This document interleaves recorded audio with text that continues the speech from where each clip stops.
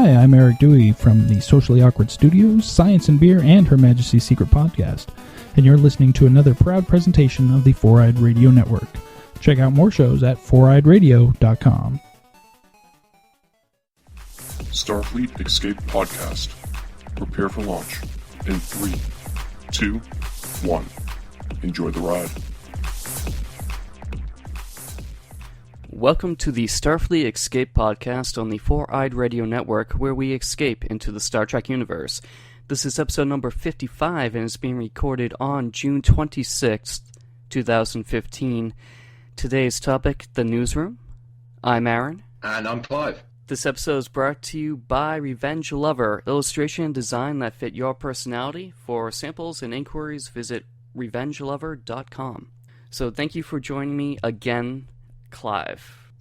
Yeah, you let me back, so you didn't list to any of the complaints then, or the people saying that you should never let me back on, which is great. Right, yeah, we opened the hatch to let you climb back in, and it's been about a year since the last episode, where we talked about all good things, which I'm glad you I forgot what we had talked about. I'm glad you reminded me it was all good things. God, yeah, it was. It was the anniversary. Was it the 20th? Right. It was the 20th anniversary. Was it the 20th? Of all the things. Or was it the 20th? It was 20th because it's 1994. Right, you're right. 20 years. 20 years of Voyager this year. Oh, yeah. Which was the January after. Ah, you see, Yep. link it all in.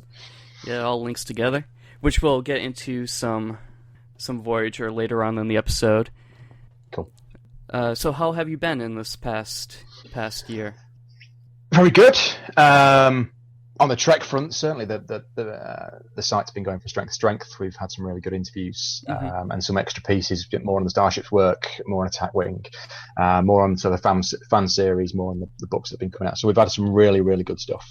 And I can only see it getting even more, particularly with Beyond coming up, with a whole load of new things that are coming. And there's some stuff that I can... I'll be exclusively revealing to you as well that nobody else knows. Awesome. So let's jump into some of the news. It's been a while since our last podcast. It's been about a month. So there's quite a bit of news that we need to go over. So we are dedicating this whole episode to recent Star Trek news. This first piece of news isn't necessarily Star Trek related, but I'm going to tie it in slightly to Star Trek. The U.S. Supreme Court ruled that it was unconstitutional to ban same-sex marriage in the United States, so now everyone can get married. Now, I'm not sure if this is an issue in England, where you're from, or not. So, we have civil partnerships, which is kind of not quite marriage, but you can get married, but I think it's still different from heterosexual marriage, if you will. Right. I've got to say I'm not an expert on the topic, but I know that from what I understand from what I've seen, it's quite different in the States, and how that kind of plays out, and the difficulties and where you are can determine if it's good or if it's not going to happen or whatever. Right. So Massachusetts, where I'm from, was the first state to legalize same-sex marriage. And there were other states that had civil unions, like in England. And then slowly, several other liberal states allowed same-sex marriage. And with this ruling, every state in the union, all 50, are now allowing, or they should be allowing now, same-sex marriage.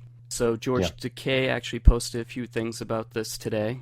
He's big on that front. So how does it relate to Star Trek? Well, Star Trek has been on the fence about showing same-sex relationships in general on every series. The only notable exceptions are when it involves trills that I've seen, where the trill was in a male host. That male host passes away, but had a relationship with a female. Now the trill is now in a female host, and then the female with the trill begins a relationship, although they're not supposed to, with the female that they had a relationship with prior. Yeah, so it was rejoined in season 4 of DS9 is the one you're you're relating to, which is Mm-hmm. Susanna Thompson and Terry Farrell were the two that had the relationship. Right. If you go back to the very first Trill episode, which was Mm-hmm. the host in season 4 of Next Generation, Right. the situation is actually, I think, is perhaps even worse. Not worse, but it's perhaps more darkly portrayed at the end when Rojan, somebody else, the guy who is the host, dies. It goes into Riker, okay, but then at the end it's in a female host, and Crusher rejects that host. Right. Even though it's effectively the same person. So there was that sort of trait in the beginning. But as you said, it's still pussyfooted around the issue. Mm-hmm. It is probably Trek's biggest white elephant for decades. Right. It pussyfooted around it there. It did it again, as you said, in Rejoined, where the way they got around it was we can have two women having a relationship, but actually they're not. They actually had a relationship as a man and a woman, and we're just going to kind of play around with it. And that wasn't really the way that Trek should have done it. You know, it approached a lot of things in the 60s a lot more directly, and it didn't here. It tried it again, if you remember. This is a good one, in season 5, Next Gen, The Outcast, which was the episode that had Melinda Kulia as the sort of androgynous sexed creature, woman, man, that was with Riker, and that was another attempt at it. Right. That but it always, I think it's the thing that Trek gets so wrong every time. It always either steps around it or just messes it up and makes it look really bad and really obvious that they haven't done anything. I don't know what your thought on that is. No, I agree with you. There were some rumors that was it not Reed was going to be a gay character, and then they dropped that. Bottled it. Hawk was as well. Hawk in First Contact was written as a gay character. Right. Yeah. Someone mentioned that in one of. And it was dropped. Right. It was going to be in a scene, and they never did. I think they just wiped it completely. And again, it's another example of how Trek has just managed not as badly sidestepped it. Right. I want to say Eric mentioned that in one of our previous episodes. I think somebody has mentioned it before, and I'm sure, I know it's not something I picked up from you guys, but I know it has been mentioned on here before. Right. There was, I want to say, the Star Trek Phase 2... You're right, I know where you're going with it. It's a 2-parter they did, which was it George, it was Kirk's nephew, wasn't it? Kirk's nephew, yep. Kirk's nephew, and it was the story that was written by David Gerrold, which was originally designed as a Next Gen episode. I will have to have a look it up. We can carry on and give me your thoughts. I will look it up very, very quickly. But yeah, I know exactly which one you mean. It was the only 2-part season that they did on Phase 2. But I still think, I mean, that was, I seem to remember it was supposed to have been an episode of Next Gen. I think it's classed as one of the lost episodes from their first or second season. I see. And in fact, Denise Crosby was in that 2-parter. Oh, was she? From Blood and Fire. That's what it was called. Yeah, and it was. I'm sure it was. Yeah, because it's Bobby Quinn Rice who played Peter Kirk. In fact, John Carrigan was in that episode as well, and Denise Crosby. There you go. John Carrigan, who we'll note in a bit. Actually, we'll come back to him.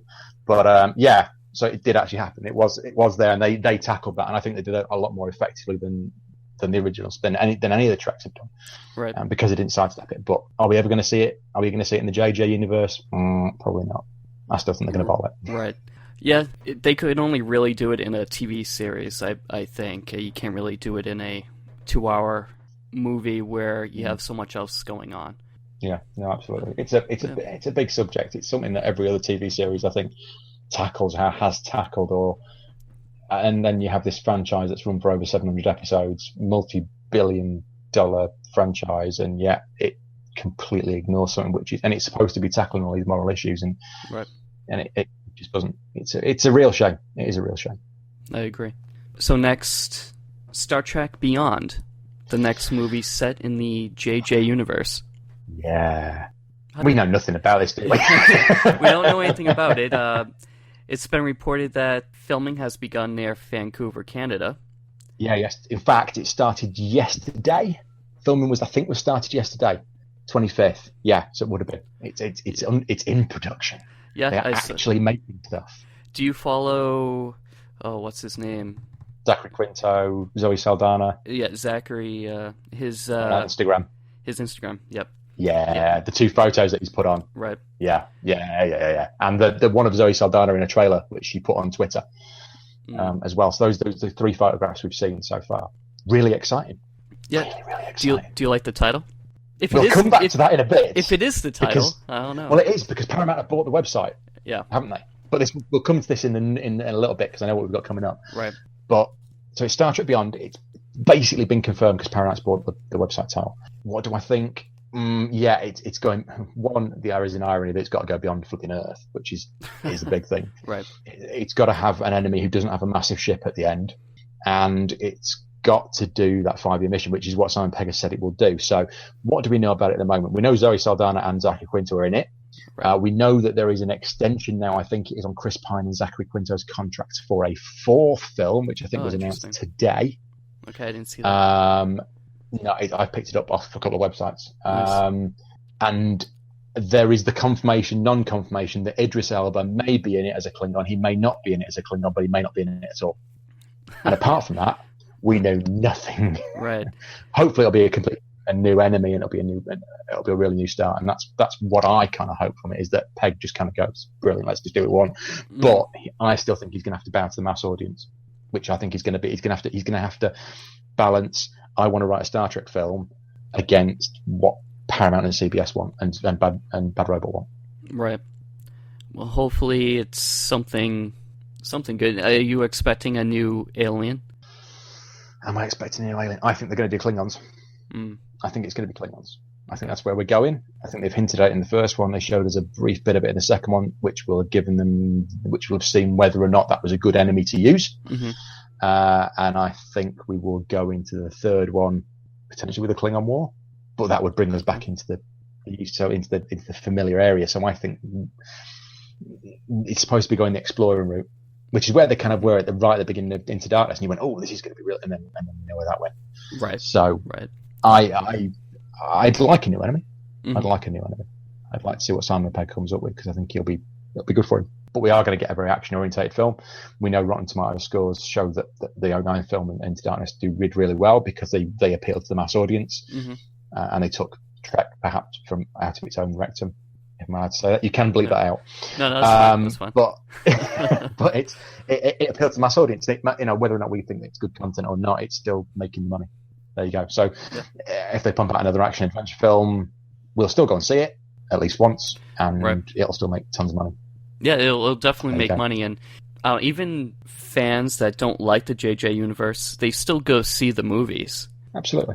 So you do, because you know that if you don't, then every other Trek fan that you talk to will go, "Have you seen it? Have you seen it? What do you think?" And then you go, "Well, I've not seen it," and you feel like the one left out, and you do, and you have to go and see it, because you have to see how it compares to the rest of it. Is it any good? Is it better? Have you got the themes right? Mm-hmm. We know absolutely. We know who's writing it. We know who's directing it. We know who's in it as a main cast. We don't know who's playing any of the baddies. We don't know if Bryan Cranston's in it, which was a big rumor. Right. We don't know if Idris Elba's in it. We know. I mean, we just know nothing. And it's probably. If you think about this, we started to film Into Darkness, and it was like, whoa! There was news everywhere. There was coverage. It went mental. Right. This has been. We started filming, and it kind of just went silent. Right. Well, I mean, and there's just nothing. There was, changing of directors, a new script. So there was, which they're still writing, from what I gather. Yeah. They're still writing it. So which is not good. Yeah. No, not at all. Is the 50th anniversary is dictating it? The 50th anniversary is dictating when this film comes out. It has to come out next year. Right. And that's where they've already said this is the date it will come out, whether you like it or not. And now they're playing with fire. It's a dangerous path they're going to lead, but whether it'll be any good, right? I mean, I don't know. Do you think it has to be a summer release, or would you be? I mean, a lot of Star Trek films, at least in the United States, have released closer to Christmas. November's, so Generations was November, wasn't it? Mm-hmm. First Contact was November. I would have liked a September release. Right, to coincide, To coincide exactly with the 50th. I think it would have been better if they'd done September, and really, that would have, really pushed it at that. Mm-hmm. June, July. What else is coming out June, July 2016 that we know of at the moment? I've not looked at anything, so I don't know what's coming out around the same kind of time. Is there something else that's huge? I'm not not sure. Independence Day 2 or anything like that. Yet, but... No, I think maybe a Marvel. There's probably a Marvel movie coming out. Other than that, so. I don't know. I don't know. No, it's probably going to be the Marvel one. Speaking of Independence Day 2, we might have talked about this in our last episode, but Brent Spiner is. Yes, you did. Yes. Oh, we did. Yeah. But he's going to be reprising his role in the next Independence Day movie, which is great news. Although we all thought he was dead, but there you go. No, I think I could see him surviving, but that's cool. That's good. No, it's good. It's good. Yeah. It's good. It is good. And how they do a sequel is going to be interesting to see with that one because it was such a big film. It's a turn your brain off, enjoy it film, I admit. But how you do a sequel to Independence Day is going going to be really, really interesting to see how they do that. But that's off the topic. Right, yeah. Well, it involves aliens. It involves aliens. Yeah, we'll let that one. Yeah. So we'll go beyond Star Trek Beyond and go into Star Trek Uncharted. Yeah. Star Trek Uncharted. But this actually kind of links into Beyond, doesn't it? Mm-hmm. Because the story that I understand, and if you read the site and if you go into the blog post, so this is a series that apparently has been in gestation since 1993 by a guy called Michael Chang Gummelt. And he's worked on this for 20 years and he's put it together. He's never intended to get it fan funded. He's never intended to do anything with it unless it's produced by a studio. Unless it was given to Paramount to produce as a show.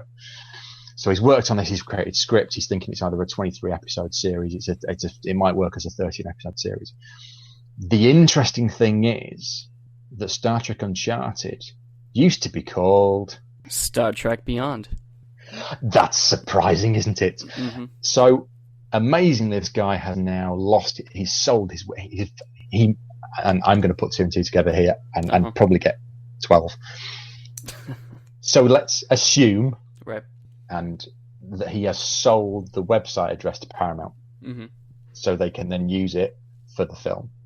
As part of those negotiations, I would think he's turned around to them and gone, I've got this series, it's set 200 years after Kirk or 100 years after Voyager, depending on which piece of the website you read. Right. I scratched my head quite a bit with this one. Yep. So he's been given the opportunity to pitch this show, which has a very interesting range of characters, which seems to cross from somewhere between Stargate and Guardians of the Galaxy and Star Trek and Indiana Jones and Star Wars. And he's been offered to pitch this to Paramount. Now, my thought is that when he sold the website name, his part of his agreement with them is, you know what, I'll tell you the website name, but part of my agreement is that you let me pitch this show to you. Mm-hmm. And now he's pitching the show because we think, we know Michael Dorn's pitched to Paramount. We know several other people have pitched to Paramount in the past and have got nowhere. Mm-hmm. So why would this guy get anywhere when we've known nothing about this? We've known absolutely nothing about this since. And if you look back over his blog posts that he's done on the site, back in February, he was getting 5 to 10 comments a week, 5 to 10 results on his survey a week. He's now getting hundreds because everybody knows this site. Right. So he's gone from nothing and not really anybody knowing anything about it to this stupidly high level. Mm-hmm. I mean, have you had a look at any of the characters, any of the script in this? I mean, what's your kind of take on it?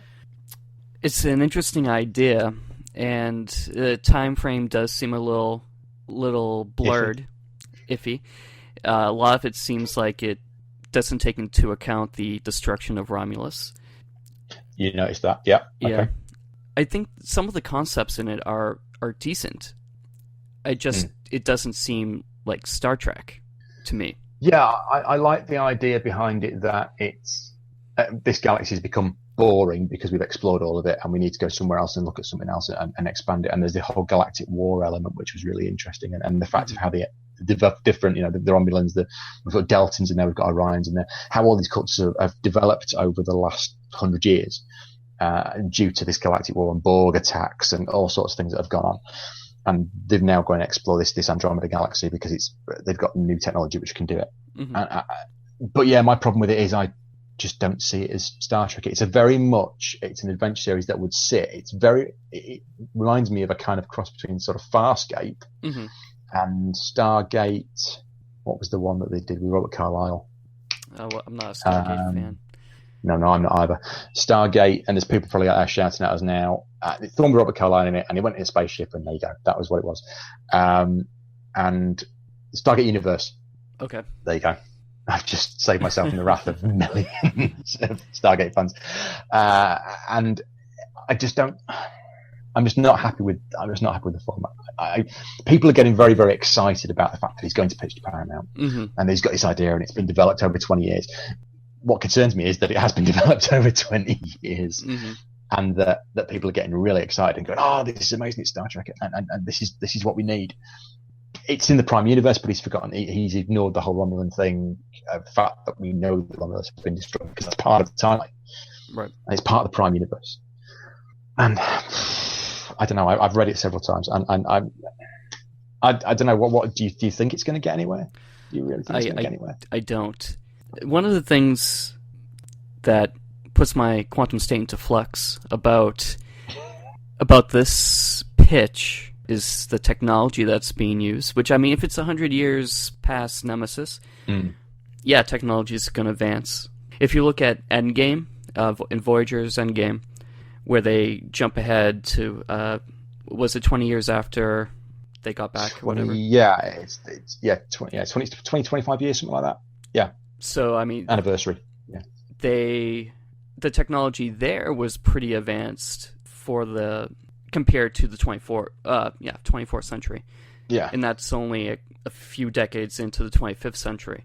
I just don't see it progressing that much further, where there's hollow communicators on your wrist, you store things in the pattern buffer. I mean, I cringed at that. I was just thinking that's just a massive waste of energy. Yeah. You would use more energy storing everything in your pattern buffers than you would if you just put them in a box. Yeah, I mean, Scotty was able to do it, and this is probably where he got the idea for it. Scotty kept himself in the pattern buffer for 70 years or so. 75 years, yeah. But he lost one of his friends in that, and that was jury-rigged. So, I mean, what if you lost power? You're going to have no supplies. And effectively. You're in a different galaxy with, I don't know how the travel is. It seems like there's some kind of artificial wormhole type of technology that's getting them. It looks like a Stargate, right? If you will. Right. Yeah. Cough. So, Babylon 5 and Stargate fans were like throwing stuff at this. Just getting really angry. Yeah. So that's the stuff like that. He's just. I like the idea and I like the passion this guy's got for it, and I will not take anything away from that. Any fan who gets a chance to go to Paramount and pitch it, you know what? Good luck to you. Right. I just think we get that fandom, and I think we've had a conversation similar to this before about some of these guys who go, I'm going to pitch to Paramount and this is going to be amazing. Unless it's done from in-house, you've got such a and I think this is something that Alec Peters has talked about. Right. Yep. I think you might have talked to him about it, and I've talked to him about it. If you're not one of the brethren, if you're not part of that bad robot Paramount CBS mountain, if you're not involved in that clique, then your chance of getting anywhere are nothing. What's going to happen if they like the concept and they think it's great? They'll buy it off him and then they'll just make it themselves. Right. I would have thought that would be the way they do it. Is just take everything that they can from it. You know, you think of films that they've done in the past where they've just wanted to buy the title because they like the title, but they've got a story from somewhere else, like Blade Runner, for example, where they like the title, but the story was actually a Philip K. Dick story. Could that happen with Star Trek Uncharted, where they've got the Star Trek name in the franchise and they just take all of this stuff and buy it off him? It could happen. Yeah. It could happen with any favorite series. I mean, most of the concepts are from other series or other franchises, and and a lot of it is our current technology in Star Trek. I mean, there's pattern buffers in Star Trek, and they've stored things in the pattern buffer before. Did you see the ship? Did you see the ship? The renders and what it is. It's a remodeled concept class, is what he's saying it's based on, and the reason that is that it's that they don't have to have as big a crew as well because they'll be able, because of all this computer technology, they can have a smaller crew, which is great for casting because that means you don't have as many people around. Right. But it's a remodeled constitution. Again, and this is the thing, that it's a lot of recycled concepts, which my brain kind of said, why would you get a chance to pitch this when a lot of this stuff is being used elsewhere, and you're going to get so many lawsuits from other people, from Stargate, from Babylon 5, from J. Michael Straczynski, from Doctor Who, from everywhere is going to go, you've nicked that. Right. And that's my concern for the guy, is that he could end up with a lot of people coming at him. It's great when it sits on a website and you say to them, I'm not making any money out of this, which is great, which Paramount love, because they get loads of free publicity, right, and everybody else does the work. Like, well, they love it now. Yeah. Not so much. There's going to be a storm. Not so much in the 90s, but they do love the free publicity now. Yeah. They love what we do because we're just giving free publicity and flogging everything they want to do, and it works. Right. And this is, it's another story that's generated a bit more publicity before Star Trek Beyond comes out. Mm-hmm. Star Trek Beyond's filming started, generates a lot of publicity. Always, it's the same story. Worf story again. Worf story. Cry. I cry. Well, I don't know. I mean, Michael Dorn's character went through so many changes. Yeah. In the paths. I mean, he was supposed to be this is off topic, but he was supposed to be on the High Council, and then he was a governor. Yeah. And then he was an ambassador to the Federation, I thought, in Deep Space Nine, and then he was on the Enterprise again. So he went from Enterprise, it went from the D to DS9, which is actually 20 years. It's 20 years this year since he went to is it 20 years this year or 20 years next year that's Way of the Warrior? 20 years next year, 96. 20 years next year is Way of the Warrior.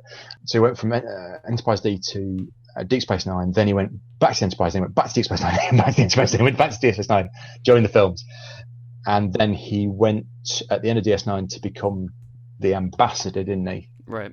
To Mars. So he became the ambassador on Kronos, and then went back to the Enterprise E for Nemesis. Right. And it looked like he's been there for a while. And then suddenly Michael Dorn's the character is the one character that's been on the show for the most. Right. He's got more hours on stuff. I don't think we need any more. So I'm probably, there's a lot of people who are going to hate me for saying this, but I firmly believe that it's he's recycling again, and we need to move on from the glory days, if you will. Right. So there you go. Right, I'm off my soapbox, and yeah. All right, so let's. I'll always give you an opinion, Aaron. You know, I always give you an opinion. That's true. That's true. That's what I like about you. Let's move on to Star Trek Continues.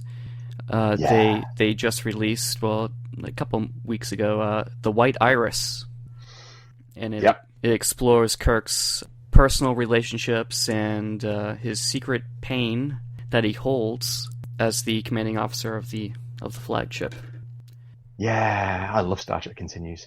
That's not me being sarcastic. I generally do. Sorry, it's the British thing, isn't it? It's. I generally love it. Am I being sarcastic? Am I being honest? I really do love Star Trek Continues. I was very privileged that I got a lot of retweets and a lot of comments back from the cast when I reviewed White Iris, and I got a lot of good conversation from the review that we put out as well. And I was really, really happy. So if the guys from Star Trek Continues listening, anybody link that, thank you so much. You do me great honour. I've loved every one of their episodes, perhaps the last two more than the others. White Iris, I think time was against it. When I've watched it again, Kirk is traumatized at the beginning. He's fine 45 minutes later. Right. It's a very compacted time frame to do what they want to do in it. How did you? I watched it virtually as it went straight on air on the day it came out, and reviewed it pretty much straight after. I don't know. I mean, when did you get a chance to sort of see it, and how have you kind of felt about it? I think I saw it maybe a week after it was released. I tried watching it on YouTube, but that didn't work out too well because YouTube had inadvertently taken it down because of copyright infringement. Because I wanted to stream it onto my TV, but I couldn't. So I had to sit down at the computer and watch it that way. I liked it. I thought it was good. It made me appreciate the Kirk character more, which is something that I didn't think would happen. Because I'm not a real big fan of Captain Kirk.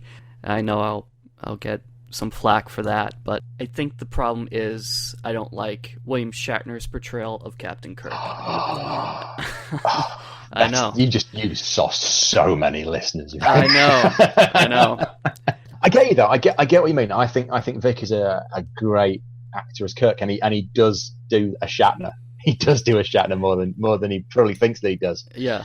But I loved it, and he did a really good job, and it was good because it finished off a lot of original series stories that were left dangling. It felt like there was an original series episode that actually gave us a payoff, right, through with White Iris.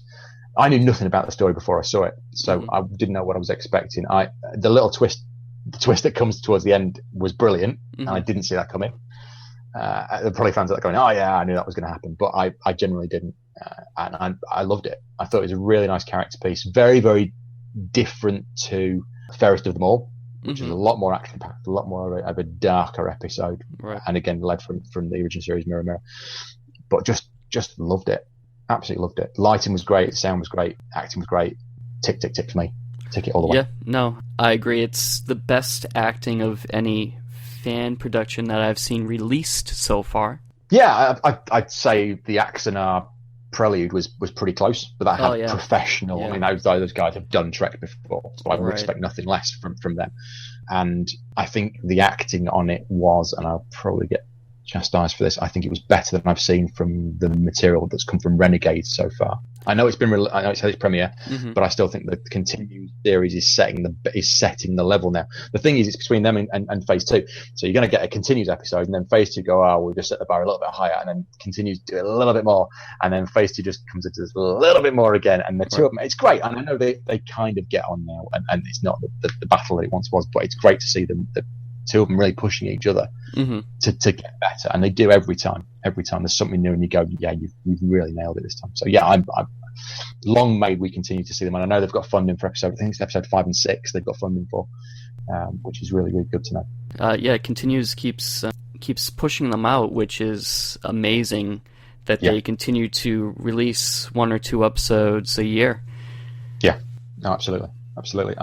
They did I don't know if you've seen this or not, there was a little documentary that was done at the same time called Our Star Trek, which was done and made around the same time they were making White Iris, which is on the links on some kind of Star Trek to it, and it was a really nice sort of very short documentary talking to some of the cast about their favourite kind of Star Trek memories and favourite scenes. It's well worth a view. It's only about 10-15 minutes long. I don't think it's even that, maybe 10 minutes, and just talking to the cast about memories, and I think it's really nicely done, really nicely shot, but really worth checking it out. We'll put the link to it my post on the show notes.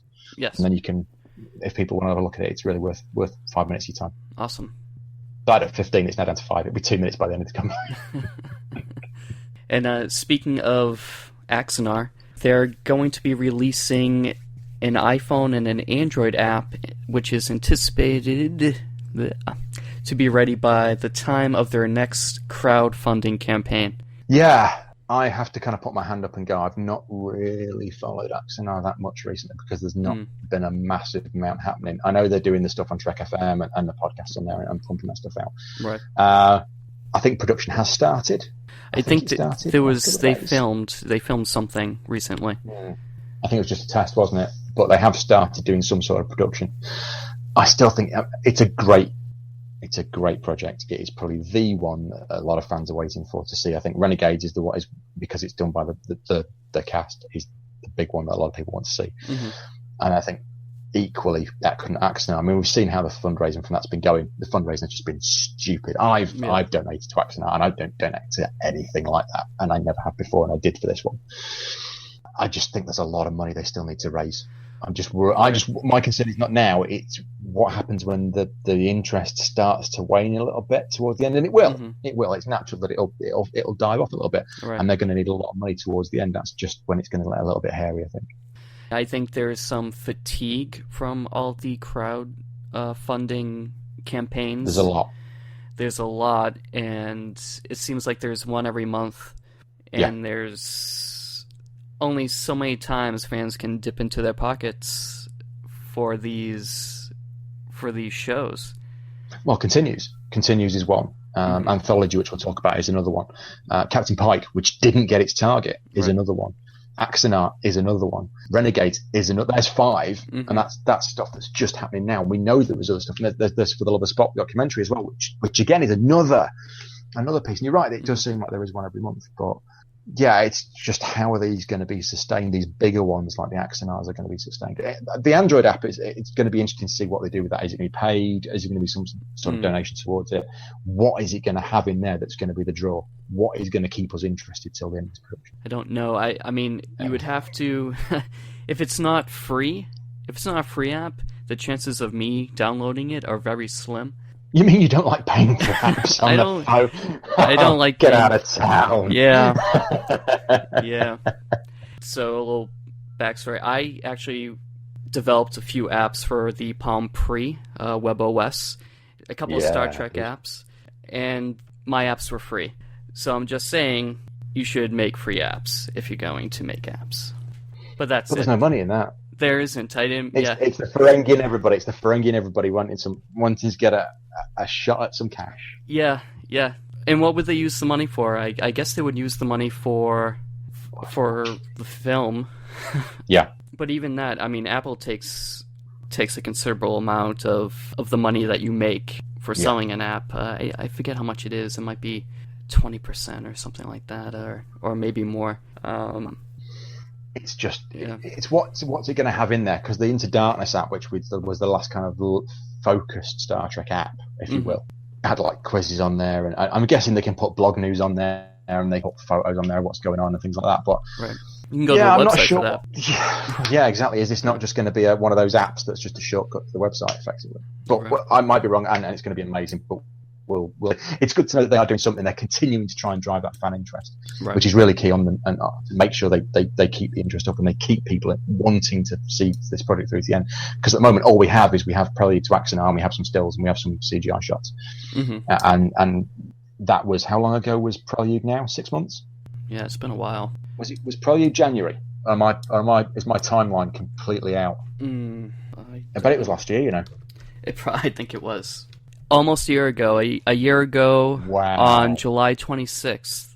So that was when Axonar's Prelude was released, and it's 12 months now, and all we've had is the Kickstarter for the first phase of which was just getting the premises from memory. It was just getting the site and starting to get. Wow! So we're a year down the line, and nothing's really happened yet. They're building the bridge. We're going to need to build a lot of bridges at this rate. Yeah, that's all I've really seen is the bridge. I think they did film at least one scene. I know one of the perks for the next, or potential perks for the next Kickstarter, is the filming clapboard. Yeah. That thing. Yeah, that thing. But to get that, there's only one of them. To get that, it's crazy expensive. You've got to basically buy a starship to get the clapboard. Right. Yeah. I can imagine. I'm guessing they're now going, we've got to step the perks up, but we've also got to step the amount of money up that you need to be doing it. Right. So are we going to see, through the later Axonar ones, the amount of money you need to get a perk and the amount of money you need to donate, is that going to increase? There you go. Just a thought. Just a thought. Crazy. And one of the perks is supposed to be they have this contest for fans to produce Star Trek Axonar wallpapers. Yes. I saw that. Yeah, I know what you mean. So one of the perks would be a digital download of the wallpapers that fans made. I'll wait till they get on Google Images and I'll just take it. Yeah. Yeah. Sorry if there's anybody from Axonar listening, but that's what's going to happen. Yeah. That's what's going to happen. They'll be on Google Images within 24 hours. I wish it's the same with the guy from Uncharted. I wish him a lot of luck. I just think we need to start. It's like with Renegades, we need to see, and I know with Renegades we have seen the result now. They have done it. Right. They need to kind of put something out and say, look, this is what we've been doing for the last 12 months, because we've not seen anything for a year now. And I'd hoped we'd have been further down the line than we are by this point. Yeah, I think they had issues finding a set, a location to build the bridge, a soundstage. Airy studios, yeah. Yeah, I think I remember that. But it's been a while. I look forward to it. I'm sure when it comes out, it'll be absolutely stunning, because the technology will have moved on again from where we are now. So it'll will look amateur probably by the comparison. But yeah, I'm looking forward to asking J.G. Hertzler about that next year when I get to meet him. So that's my little perk. Nice. That's coming soon. So let's move on to another fan production. Star Trek anthology. Have you seen much of this? Have you read much about this one? I know the premise of it. I've been meaning to get them on the show. It's just been scheduling issues on my part. So hopefully we can get that done down the road. But it seems interesting. One of my little exclusive things for you, this is one of two, is I've done an interview with Jim from Anthology. So I spoke to him 2 weeks ago before they started shooting the scenes for Logical Solution, which is their second episode. Okay. So I spent, I think it was about an hour and a half, we just talked about the project on Skype. It's massive. It's something that's never been done before. So at the moment they're looking at starting with Challenger, which is their linchpin piece of it, their kind of trademark piece. Right. And then they're going to include Mother, which is set on a freighter, will be very cheap to run, and then they're going to do Gary 7 as well. And the idea is they see how those two work, they can either develop them more or they will replace them with something else. And it's an anthology series, so it kind of will continue to churn and develop as it goes. But the Challenger will always be there as the central piece. The really nice thing about it is that with Challenger, they're also looking at getting other fan series involved and having the actors from those come in and do little bits for them. So they've got them doing a couple of lines here and there from Valiant, from Saladin, and from another one which I can't quite remember as to that series for forgetting. So they're going to drop these little bits in and try and get fandom to work a little bit better together. And I know that they've got some involvement from Phase 2 from James Corley, who's letting them use some of the sets. Okay. Or he's involved, I believe. But I've got a whole piece coming on anthologies. Really, I just wanted to see what your sort of thoughts were. I know they're doing their first Kickstarter again. Kickstarter, there you go. Yeah. Anthology, their Kickstarter failed, and they went back to the drawing board and they looked at why it failed, and they're going to do an Indiegogo campaign. Okay. And do something different with that and work out where they can go. But I think Jim has a good grasp of what he wants to do. I asked him, did he think he was completely insane for doing effectively three series in one go? Right. And he has a very good background in theatre and understands how he can do multiple productions at the same time. And you will love talking to the guy. He is very passionate about the subject. He's very passionate about Challenger and about anthology, and really wants to do the best he can. But he wants to tell, and this is key to me, is that he could just do it with a cardboard box and an egg case for all I care, because what he wants to do is he wants to tell good stories, and that is absolutely key. He wants to tell important stories and that are about issues, and that to me is really good. And I think if you must get him on, have a chat to him, because he is great, and I'm hoping to talk to him again. But the interview, I'm still writing it up because I did it as an audio and I'm transcribing it. So the interview will be up in the next sort of week or so, which will cover everything we talked about as well. But it's the three concepts there that he's got at the moment. One which is an original, which is Mother, original, but based around Colt. So Yeoman Colt, who was in the cage, is the captain. Okay. And then Gary 7 piece, which is going to be, but they're doing it with a kind of tongue-in-cheek twist to it as well. So there's kind of an in-joke that, you know what, they don't take themselves too seriously, and they know it's a fan series, and people. But I love it, and I think you'll really enjoy talking to him and having a chat with him about that. And I've waffled on far too long on that. I wonder what you thought about it, because it just seems like such a different project, and it's weird that it didn't really get anywhere off its first campaign. Yeah, this is actually something that Eric brought up a few years ago about having an anthology series, something a little bit on a more grander scale than this is. I like the concept. I think I need to see more of the acting. Before absolutely. I can decide either way if I like it. I think he's got the right idea. Yeah. He understands what the fans want, which contrasts quite markedly to what you've got from Star Trek Beyond, which is what the mass public want from a film. He understands the fan base. He very clearly understands the fan base and understands what makes them tick and what they want to understand. They want to have something that makes them think about the show. Whether that will generate enough interest, I don't know at the moment, but it'll be interesting to see what he comes up with. They're a trained actor. You know, the guys who are involved are decent actors. They have done acting before. They've been involved with theatre. They've been involved with. So it's not as if these guys are they pulled them out of some McDonald's. Right. 6 in the morning and gone, stick this uniform on, stand there. And they're doing some filming at the moment. So they've actually gone and they've started filming Logical Solution, which is their second episode. Okay, yeah, I saw that. Because it requires a lot of outside shooting. So they're doing all the outside shots first, and then they've got a session which will be all the sets, which they'll need from Phase 2. So they're going to do that later and then do the first episode and second episode in one go. But I think it's a great idea. I think, as you say, anthology. If it's something we probably need to see, something that varies and gives you lots of different stories from the Star Trek universe. Yeah, it's something I'm eager to see. Hopefully they make it, and I hope their Indiegogo is successful. I know with Indiegogo you don't need to. At least I don't think you need to reach your goal to keep the money. Is that? Yeah, I think that's the key with Kickstarter is that if you don't reach it, and it's the same with Captain Pike. So Captain Pike was another one that I talked to the guys about and talked to them a few weeks ago. They were really worried that they weren't going to reach it, and they didn't. As we know, they didn't, and they lost everything. If you do not hit the target, you do not get a penny. Right. And that's it. And that's how Kickstarter make their money, basically. And with Indiegogo, you have that flexibility. So we'll see. I think with Captain Pike, just to kind of veer off a little bit, I think they're now they've done it in sections now, so they're raising funds just for the first act, just to produce that first act of the show. Okay. So we'll see how that goes on. But yeah, that's quite a polished production as well. It's very interesting to see what they're doing. But yeah. Sorry, you're letting me talk a lot. That's okay. So again, speaking of Kickstarters, we mentioned this. Oh, you mentioned it. It's the final days for the love of Spock. There's more fours in that sentence if you want to put them in there. Which is a documentary by Leonard Nimoy's son, or will be a documentary about Spock. Yeah. I saw the documentary that Adam Nimoy. Yeah. Where he walked around Boston with Leonard Nimoy talking about his childhood and growing up. So, I mean, he knows what he's doing. As of this recording, 489,000. Oh, they put 1,000 on in the last hour. So their goal is 600,000. Yeah. And there's 5 days to go.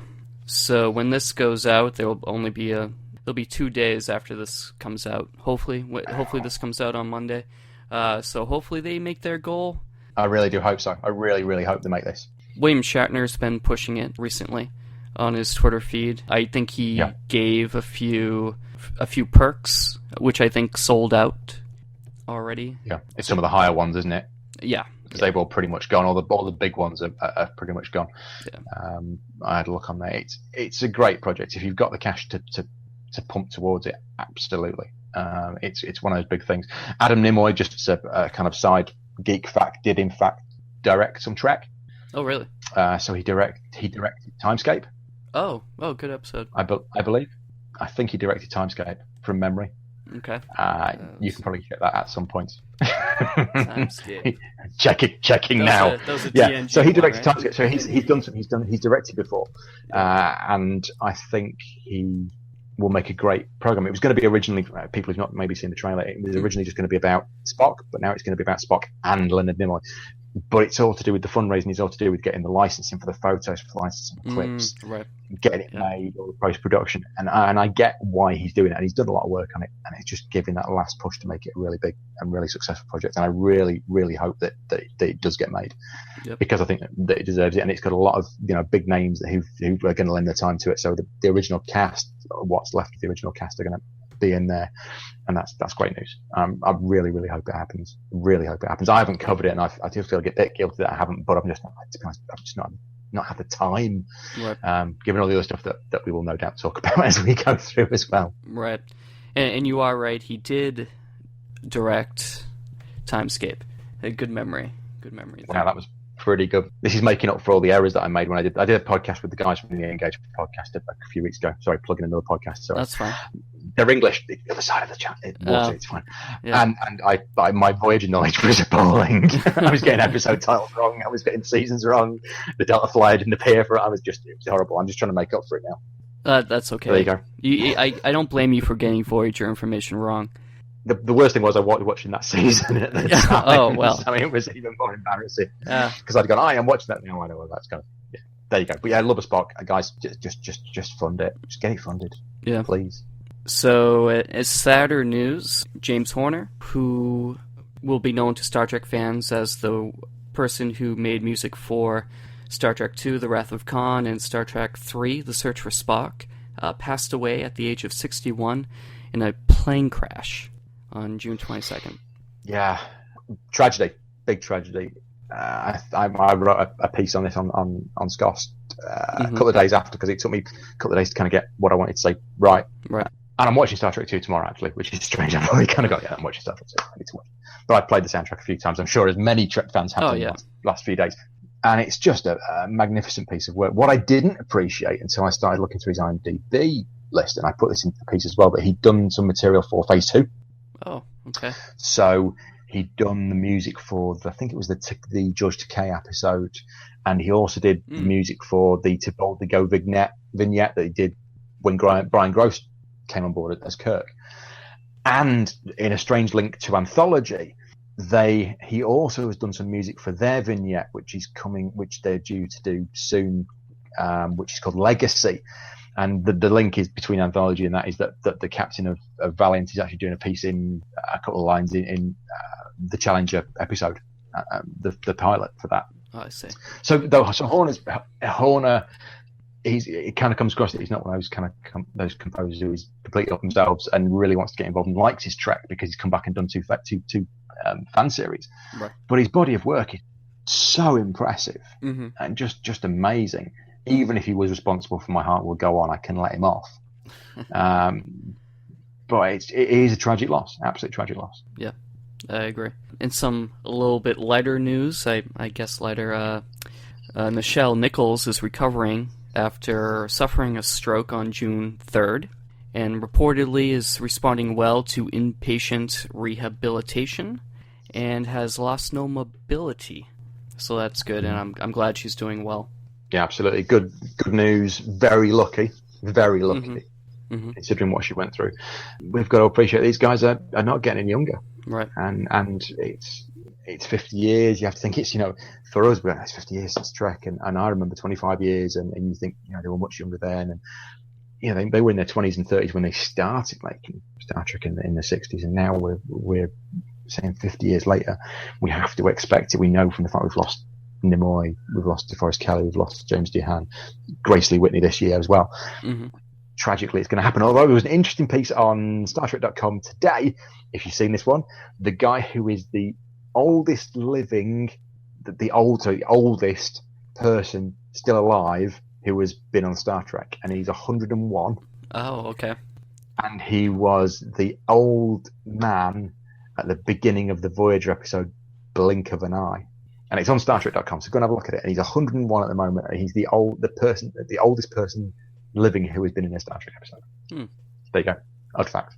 But yeah, it's great. It's great news. It's great news that she's doing well. Indeed.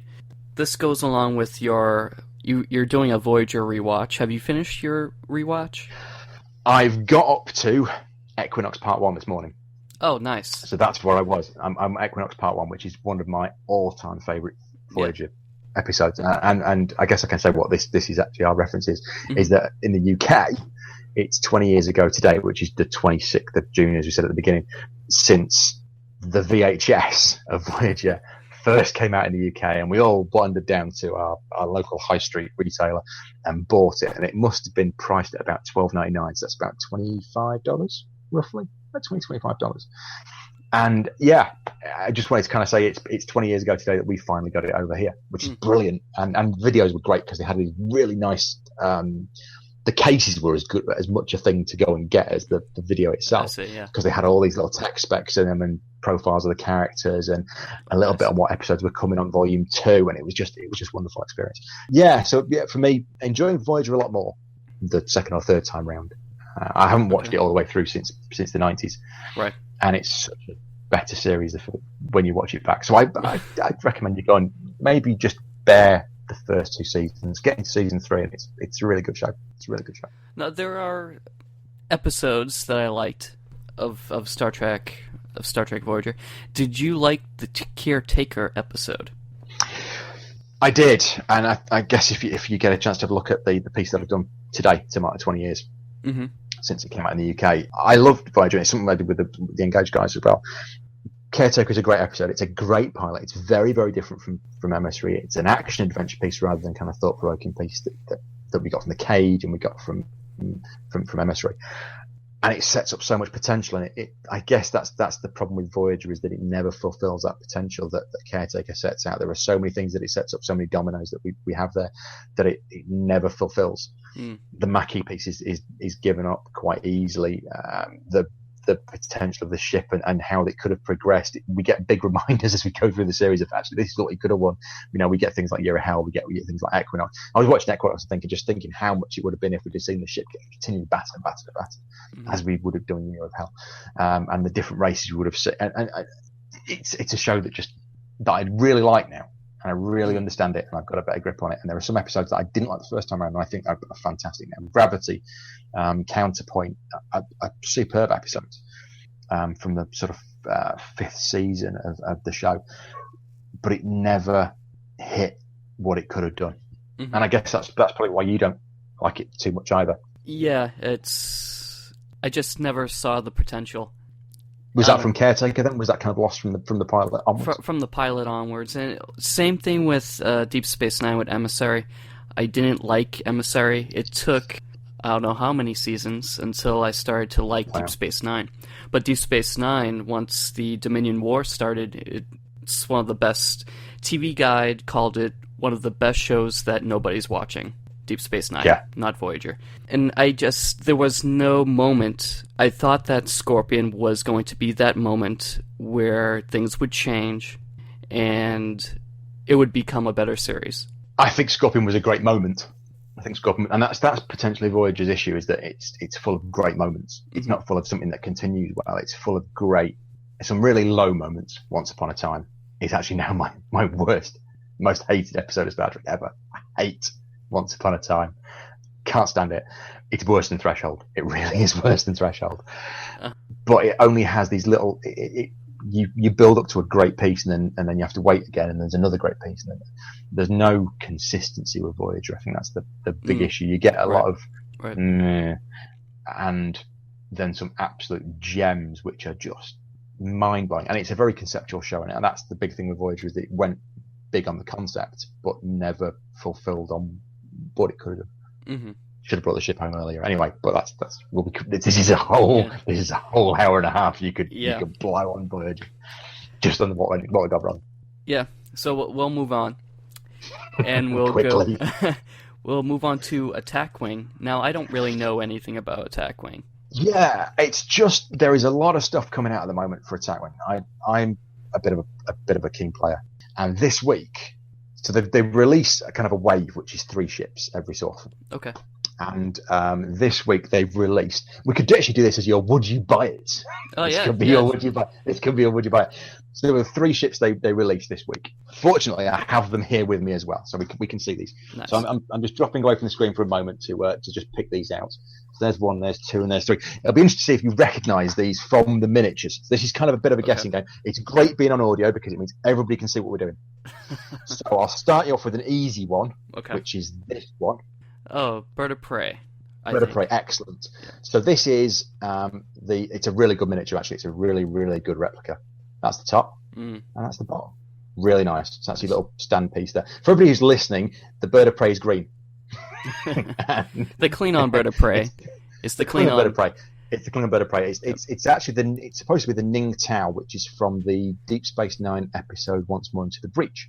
Okay. So it's the ship that Core takes to stop the Dominion and allow everybody else to get away.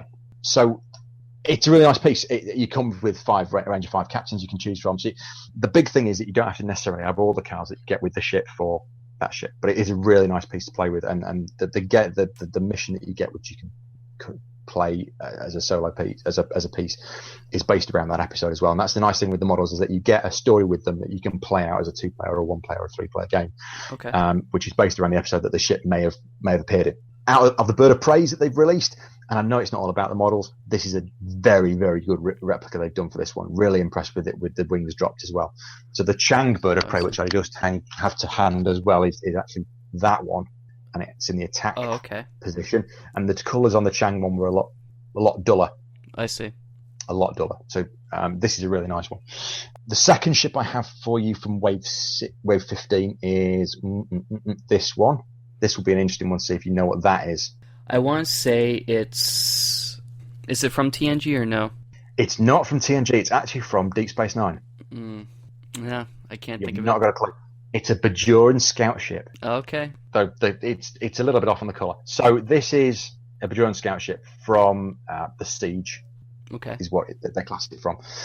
So it comes with Jarrow Esso as a captain option, Colonel Krim as another option, and they're very, very defensive, but the stats are quite different on the ship. So this Bajoran one is quite a low points ship, so there's not a lot of shields, not a lot of weapon options, so you have to kind of rely on upgrades. So you can mix and match the upgrades that you've got from, say, something like the Bajoran Interceptor, which they released a couple of years ago. So the little kind of drop wing ship, if you remember, it's kind of like a bird, big drop wings. And the idea is that you can stay faction pure, you can mix and match the crew bits, whatever you want. So you could just have a bird of prey which has got Picard as a captain and has a transphasic torpedoes and has a Thalaron weapon on board. You can really mix and match depending on how you want to play it. A lot of people like to play it faction pure, so you'll have Federation ships, Federation upgrades, Romulan ships with Romulan upgrades. The World Championship has just been held, so if you go on the Wes Kids site, you can actually see on there they've got the World Champion, and he's got like a Borg cube with Wayun on it. Interesting. Things like that. It's really weird, and he's got cloaked mines on there, which is something from the Defiant upgrades. It's a great game. We have a local shop that runs evenings, and you can get involved with tournaments. And I have one of the guys who writes for me about attack wing stuff, and he's got the Deep Space Nine model, and he's won a tactical cube. So there's loads of different upgrades you can do. It depends on what ship you get and what points. But at the moment, and this is the wave that was released this week, and the last ship that was released this week is this one. Prometheus? Spot on. Yeah. Wonderful paint job, isn't it, on the Prometheus? Absolutely wonderful paint job. That's British sarcasm for you. But it's great because it comes with regenerative shielding. It comes with the multi-vector assault mode, so you can, which increases the number of attack It doesn't actually separate, though, right? No, it doesn't separate. Okay. My son nearly stood on it, so it would have separated. But fortunately, it doesn't. It's quite a points-heavy ship, so there's a lot of points for the ship itself that mean you are limited a little bit on what upgrades you can put on it. The Doctor is a captain option on this one, as is the Romulan guy who was played by, can't remember his name, played Joaquin in Star Trek 2. Okay. He's the other captain option.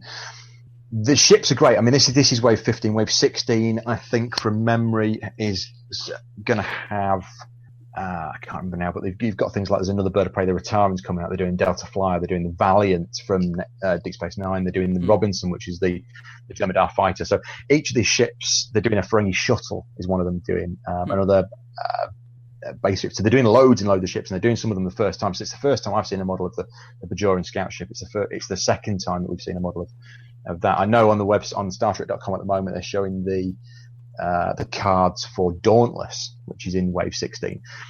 It is really customizable, and there's certainly no sign of it fading. They've got upgrades now due till January 16, and I'm kind of involved with doing some reviewing for these guys, which is really nice.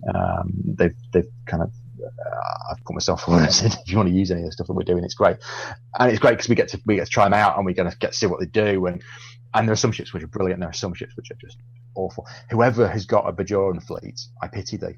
But if you've got things like the Prometheus, then you're into it. I do have one of my favourites, and in my collection, and this is just another one, is that one. Oh, the from Nemesis, right? Yeah, the Scimitar. So, yeah, there we go. So I don't know. Is it? I mean, we did this as a kind of would you buy it or not? I mean, would you buy a TAC? I don't know how much you're into your gaming, that kind of thing. I'm not that much into tabletop gaming. Actually, I don't know how big it is here. I don't know anyone that plays those. So if I played, I would have to play by myself. Which you said some of the ships do come with solo missions. Yeah. So the Pegasus, which was in wave 14, so that's the Pegasus. That's the Pegasus there. Nice. Oberth class, very nice. For those of you listening, that's the Oberth class. Because Wave 14 had the Chromium Time ship in it as well, and the ISS Avenger from Inner Darkly. So some of them come with solo missions. So the Pegasus came with a mission to get through the minefield, a la the Pegasus episode. Voyager has the endgame scenario, which is getting through the transwarp conduits, and the Enterprise refit from the movie comes with a Voyager episode, which again you can play on your own, but you need 3 Klingon ships to do it as well. Okay. So there is that option with it, but a lot of it is around you do need other people to play it. So I get my dad to come play and whatever. But I guess you're more sort of PC computing gaming than tabletop, and this is the only thing I play tabletop gaming. I see. I do have. I haven't played it, is the Star Trek Catan. Yeah, I've seen that. Yeah. I've not got it, I have to admit. It was a little bit pricey, but it went on clearance, so I got it for significantly less, so I picked it up. I got it for a decent... Sometimes you just have to do it. Yeah, I was like, I gotta get it. I haven't been able to play with anyone, but I haven't had the time. I feel like it would be intensive. It would take a day to play this game, I feel. Yeah, I can imagine. With this, you can spend an hour, 2 hours playing the solo mission just to kind of get your head around the tactics. There is a lot of stuff. A lot of the cards and a lot of the features can really vary what your ship does. And I need to kind of look at it and go, right, if I'm going to build my fleet, which I really need to do now, out of the numerous ships that I've got, so I want to have a Klingon fleet and I want to have a Federation fleet, and I want to make sure that I understand how I do both of those. Mm-hmm. It's all down to what's the points, what am I going to be using, how am I going to, what tactics work together, can I use this on this ship? And some of them are limited to particular classes, so it's a very tactical. It can be a really tactical game, right? If you get really good at it. But yeah, I obviously will buy them continuously. So, but yeah, yep. There you go. So I guess it all depends on your gaming. Absolutely. I think there are not a vast amount of people in this country that play it. Which is a shame. There are a lot of places that will do events and will do tournaments. It's quite hard to find them in the UK. I know it's bigger in the US, but I still think it's not as big as you might expect it to be. Right. It's a shame. And I wouldn't say you collect them as models, because the Prometheus model is... Okay, yeah, that was one of my questions. What's the price point on these? So it depends. So the earlier waves, so we're up to wave 15 now. So wave 15 has just come out, wave 16 is out in July. If you're looking for some of the rarer stuff, so if you go back to waves 1 and 2 and you're looking at things like the Reliant or the Excelsior, or the Negvar, which is quite a hard one to get hold of, you can be paying 20, 30 quid on eBay. Okay. Depending on where you find it. If you know where to look and you can find a retailer who's got them, the average retail price is about 11 quid, which is about $15, $16. Okay. Probably. I'll go maybe with a bit more, maybe about 17, 18. So you're talking about maybe $17, $18, which will give you the ship, which will give you all the tokens that go with it, because some of them do have extra tokens, and you'll get the cards with them as well, which will give you all the individual features. They're pretty decent. The models I wouldn't say are the greatest. Okay. Don't buy it for the models. The Bird of Prey one, which we kind of talked about there, is probably is superb in the quality and the scale that they've done it on is brilliant. But there are some which are just not great, and the same goes for another collection which is hitting its 50th issue shortly. The Defiant, for example, and this is just because I've got the box beside me. The Defiant model, the detail on it is a bit poor. So if you want to screenshot any of these, and you can, there are all the photos of the models are on Scott as well, so we can always give you links to any of this if you want to look at the ships. But that's the Defiant. It's not. I had to get that imported actually because I couldn't get it in the UK. Oh. And then somebody told me that their local shop had got it, and I could have just posted it from there. So I was gutted. But it depends where you get it. But if anybody is interested in it, again, or whatever, wants to talk about it, then I'd love to have a chat. Awesome. There you go. And you mentioned the 50th issue of Eaglemoss. Yeah. It's another one that I'm sorry, I'm stealing the podcast a little bit. The Eaglemoss collection has reached issue 50, or it will do in 2 weeks' time in the UK. So at the moment, the ship that came out this week is this one. So it's just come off my stand. So this is another great one for people in audio land. So this is there you go. So this is the one that came out this week in the UK. In fact, it came out yesterday because it's Friday. So this is the ECS Fortunate, which is from Enterprise. The Enterprise models for me have always been the best in this series. This is issue 49, which came out, I said, yesterday in the UK. Brilliant model, really nicely detailed. The series has been brilliant, and I'm putting a piece together at the moment, which is from various people who've collected it, and we're talking about the best models of the series so far to the 50th. The issue that came before it, which I also happen to just have beside me, is Voyager Ablative Armor. Okay, so linking nicely back to our Endgame piece. Right, and I saw this on your Instagram, I believe. Yes, I might have flipped a couple of pictures on there about this one. It's really nice. It's got a really nice finish to it. A lot of people have complained that it's got a red deflector dish on it, which is a little bit petty, but I understand that it's not totally accurate. And that's the issue with the series, I think, is there've been some that have not been particularly accurate. And one of the challenges they're going to have with the 50th issue, which is the Enterprise, the NCC 1701, is that apparently the deflector dish on the front is translucent. Oh. which is not which apparently is not accurate. And it was down to a production issue that they didn't realise until quite late on. And there have been some errors through the series. The Enterprise C didn't have an impulse engine on it. The back of the neg valve was a little bit iffy. The movie refit back at issue 2 was questionable. But they've always listened to the fans, and they've kind of tried to do their best, and they've always really excelled where they've been some sloppy errors throughout it. But there is going to be, I think, with any series, you're always going to make little errors just based on time scale and what goes on. Mm-hmm. So one of the things that I have got coming up is a piece about what we think are the best issues so far, which is definitely going to be coming up. By the time that this podcast goes out, which will be Monday? It should be Monday. Yep. It should be Monday, so I can probably say this, and this is nobody else knows this. So I'm talking to Ben Robinson over the weekend, who is the guy behind the model collection. So I'm not going to be doing anything which is about what's coming up, Ben, because we know now that it's going to at least make 70 issues, probably 90, probably 100.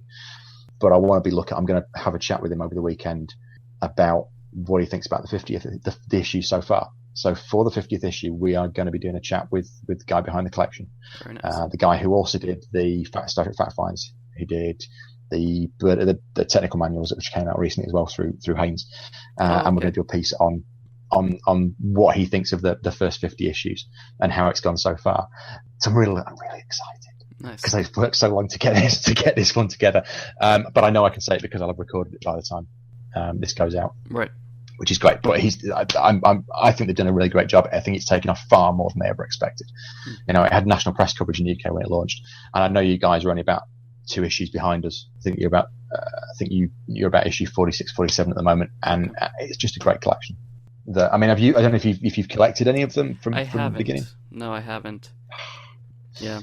Yeah, it's a shame because some of them have been dodgy as hell. Some of them have been phenomenal and have just blown the socks off. The Fortunate, for example, is masterful.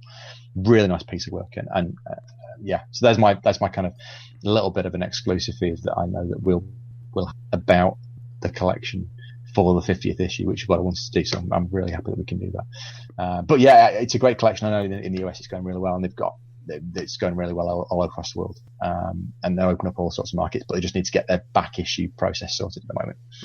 Because I know there are people who are waiting for issues and have been waiting for you. My Deep Space Nine model turned up after 14 months. Oh, wow. Wow. Well, half of it, I actually lost half of it in the post. And it took 14 months for them to replenish it. Oh. So okay. But I guess that's down to demand. I think they didn't expect the demand to be as high as it is. And I know they're out of stock on a lot of stuff on the website. But hey. There you go. Nice. And I know you also wanted to talk about First Contact Day. Is that right? It's just, I don't know if this is going to be, from the looks of things, the second biggest UK Trek event after Deep Destination Star Trek. Okay. So we don't have a lot of big Trek events in the UK. These guys, Will, Ross, David Lindbergh, Tony Burr, who are involved with organising and the team behind it, are doing an amazing job. And it's a UK one. I'm sorry, I'm now Cowboy. I'm coming to your podcast. I've kind of done a bit of a Carmen and Reliant, and then just come in and just taken over. And the First Contact Day this year was great for some kind of Star Trek. We did a live blogging, got to meet Garrett Wang, and it was a brilliant day, and it did a really great job. And it was at the Leicester Space Centre, which is quite a small venue, and it was quite a small room. It was quite an intimate event. But next year it's just been confirmed in the last 2 hours that it will be at Telford International Conference Centre, which is a much bigger venue, different place. But the lineup for it is fantastic. I don't know if you've seen the lineup that we're going to have. You should come across. I will put you up for the weekend. You can come, and I will put you up on my sofa. You can get licked by my dogs. Excellent. What more would you want for the 2 days? It's only an hour down the road from where I live, which is great. So we're going to bomb down, and my wife and I are going to. I've got a stand. I'm going to be doing some kind of Star Trek stand this year. So if you're going to we're going to have a stand there this year. Yeah. And it's going to be. I'm really excited about what the kind of things we're going to be doing. I've been talking about with Will. Guest wise, it's phenomenal. So they've got Garrett Wang again. They've got Claudia Christian again. They have Patricia Tallman, who was in Babylon 5, but also did a lot of stunt work in Trek in Generations. So she was Gates McFadden's stunt double in Generations. She was blown up on the Bridge of the Defiant in Way of the Warrior, and a variety of other places. They also are going to be having John Corrigan, who is in Renegades. Okay. So he's going to be there as well. Larry Nemchek is going to be there. Doug Drexler is going to be there. These are all guys that have been confirmed. The big ones that even, I don't want to take anything away from the guests. For me, the ones that I'm looking forward to, and the ones that convinced my dad to go, who came with me last year and was great. The ones that are the big ones is Robert O'Reilly and JG Hertzler. Okay. Are going to be going well. So it's a great lineup, and they've not announced all the guests yet. So they've just announced the passes that are going to be available, which are the riser passes. I'm doing some free publicity for them, so I hope I'm getting paid for this. So the riser passes, which are the big ones for the weekend, which give you selfies with the fans and with selfies with the stars, and you can get to go to the Admiral's party on the Friday night before the 3-day event. This is all just gone live, so you can start looking into that at the moment. But UK fans, guys, if you're in the UK, this is going to be a phenomenal event. The talks that they do are brilliant. Come along. We're going to be there, doing some live blogging, doing some talking to fans, getting some discussions with the stars as well. And you know, Aaron, just get yourself on a plane. It's not going to cost that much for a weekend. Yeah. Hey, it's a couple of quid. When You'll be is fine. this? When is this? It's April 2016.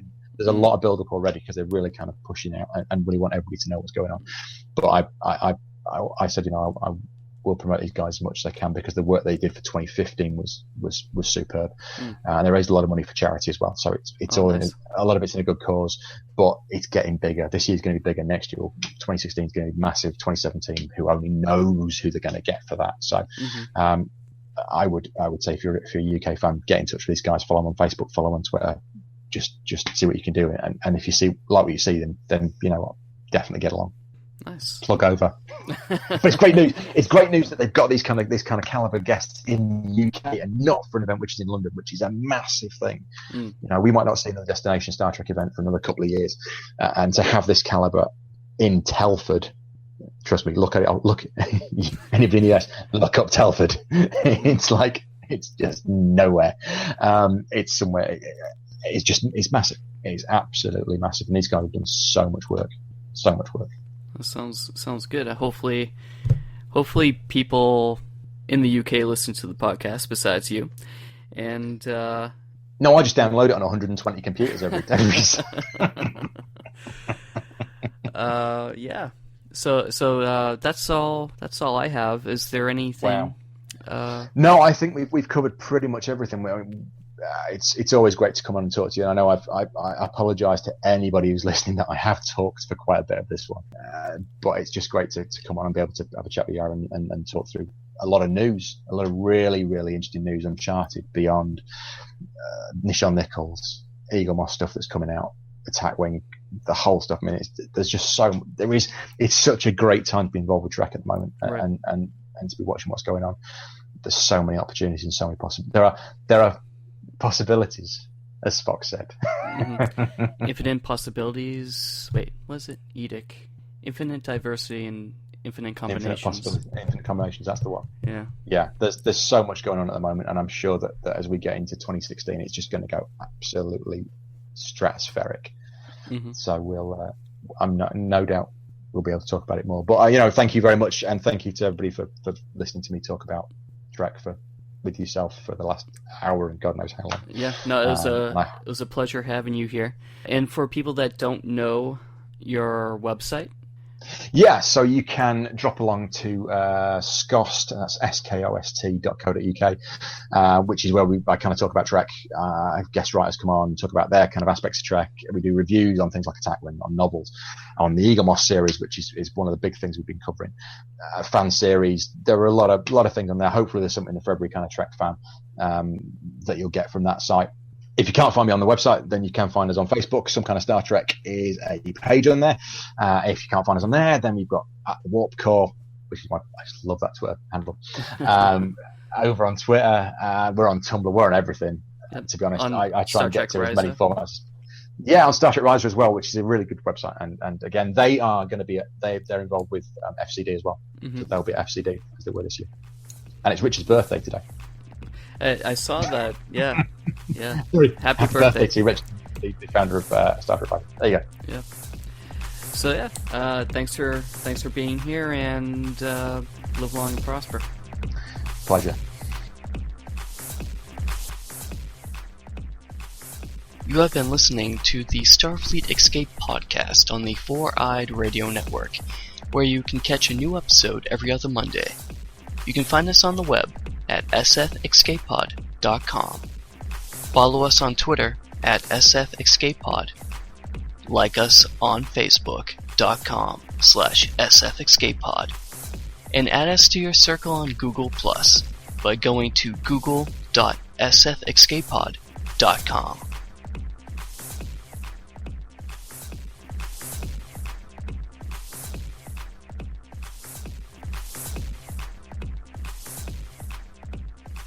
This has been another proud production of the Four-Eyed Radio Network.